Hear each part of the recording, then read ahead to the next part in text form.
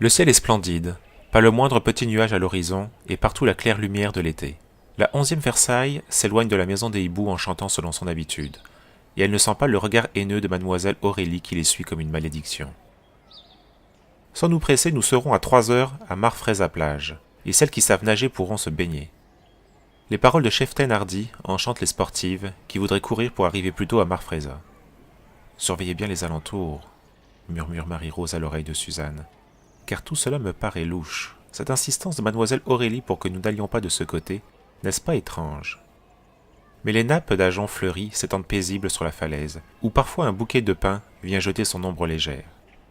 Pas de silhouette humaine au bout du sentier, seulement quelques toits de ferme isolés au loin dans la campagne.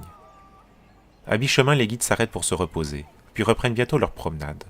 Le sentier monte et descend, et deux longs bâtiments apparaissent au fond d'une petite vallée ouvrant sur une plage étroite. Qu'est-ce que c'est que ça? Les guides font halte, autour d'elles, tout est silence. Les cheftaines font le tour des bâtiments qui semblent fermés. Au-dessus d'une fenêtre, un écriteau se balance qui porte ces mots. Sardinerie, ouverture le 15 juillet.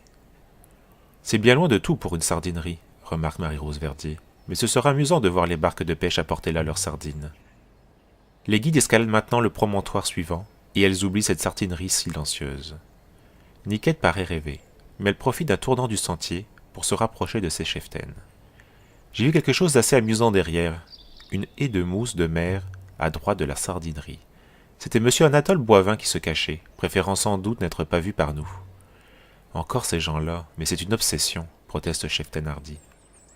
Tout s'explique alors, mademoiselle Aurélie ne tenait pas à ce que nous découvrions là son frère. Le concierge et sa femme d'ailleurs doivent être, eux aussi, dans ces parages. Marie-Rose Verdier réfléchit gravement. Niquette a regagné la colonne insouciante. Elle trouve cette histoire suprêmement amusante. Mais près d'elle, Francette gémit doucement. Tu es fatigué. Allons, passe-moi ta cape et ton bâton.